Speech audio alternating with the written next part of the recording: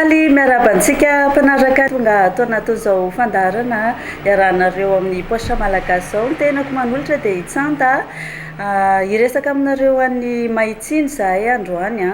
Ny maitsinjo dia fanatsarana ilay tolotra fitehirizam-bola izay efa fantatrareo loatra atao amin'ny poche malagasy, dia ny tsinjo lavitra, tsinjo avitra ary ny tsinjo fahanterana. Eritreretanay hoe mikirakira fitehirizam-bolanao ianao hoe mijery any zana-bola amin'ny fotoana rehetra, tsy mila milahatra be intsony, tsy mila mikarakara taratasy be intsony dia ao anatin'ny maitsinjo izay io tolotra io no ahafahantsika manao an'izany rehetrarehetra zany amin'ny fotoana farak'izay aingana. Hatramin'izay moa dia ahafantatritsika foana fa ny poche malagasy dia efa nitana ny anjara toerany hoe banky ny vahoaka. Tamin'izany raha tsaivinareo isika dia efa zatra an'ilay hoe mandefa vola ao anaty valopy dia alefa an'ilay vola dia tonga soamantsara ny amin'ny avatsika.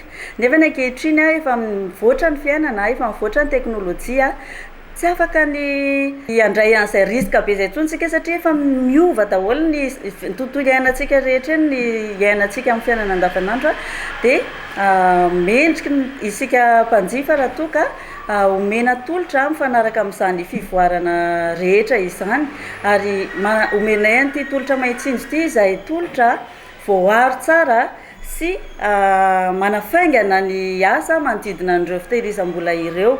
Inona ilay tena hoe maitsinjo? Maitsinjo zany dia ahitantsika zavatra maro ny entina ao anatin'izany maitsinjo zany. Isan'izany ny boky moderna. Inona moa ilay mampa hoe moderna anazy? Moderna izy satria raha taloha tsy nisy an'izany hoe coffrage zany, amin'izao efa misy an'izany ilay bokintsika. Sarotra ary tena tsy afaka ho atao osika ny bokin'ny maitsinjo satria dia misy coffrage izy misy filigrane, misy laharana azy manokana isaky ny boky ary isaky ny pejy, dia tsy ho afaka hanao osika ny olon-dratsy zany ary hita tsara amin'izany ny mahavoaro azy.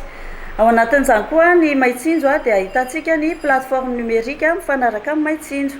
Izy io dia ahitantsika amin'ny fomba mangarahara mihitsy ny fikirakirana ny comptentsika.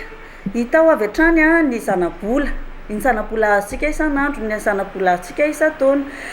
Taloha tsika sahirana raha ohatra ka mba te maniry hijery izany zana-bola izany voatery manatona maso ivotsika, fa ankehitriny efa mivoatra ny fitehirizam-bola amin'ny poche malagasy ary tsy mila manatona intsony sika fa mikirakira an'io maitsinjo io plateforme io dia efa mahita avy hatrany ny zana-bolantsika. Sarobidy aminay loatra ny fametrahanareo ny fitokisana aminay ka izany indrindra nanaovanay an'io maitsinjo io.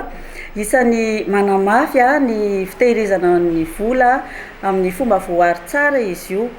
Ny fitehirizam-bola atao amin'ny poche malagasy moa dia efa fantatsika fa natao ny olona rehetra tsy mifidy saranga ary tsy mifidy toerana fa efa miparitaka moramora manerana an'ireo maso ivoan'ny poche malagasy manerana ny nosy ny fampiasana io maitsinjo io. Ka manasanareo ny tenanay vao amin'ny poche malagasy hanjifa izany maitsinjo izany izay solution digitale ozy ny fiteny nampianatsika ahafahana mikirakira amin'ny fomba tsotra sy malaky izany fitehirizam-bolantsika izany.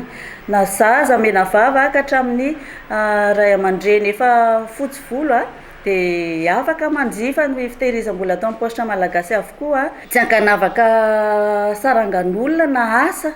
Misy hoe miasa tena isika, misy miasa birao dia afaka manjifa an'izany. Misy karazany telo ny fitehirizam-bola atao amin'ny poche malagasy. Misy ny tsinjo lavitra izay compte courant ozy ny fiteny sady épargne ihany koa, dia misy ny tsinjo avitra izay semi bloqué, dia misy ihany koa ny tsinjo fahanterana izay tena bloqué izy io. Araka tsinjo fahanterana izay moa dia toy ireny hoe fandraisana pension ireny zany ny tsinjo fahanterana. Dia manasa anareo hanjifa an'izany tolotra izany fa manampy antsika amin'ny fiainana andavanandro daholo izany indrindra ho antsika ilay miasa tena tsy manana an'izany hoe pension, dia manasa anareo hanjifa an'izany tsinjo fahanterana izany fa efa natao nampianatsika amin'ny fiainana andavanandro ireo tolotra amin'ny poche malagasy ireo. Dia mankasitraka anareo tompoko nanaraka ny fandaharana androany.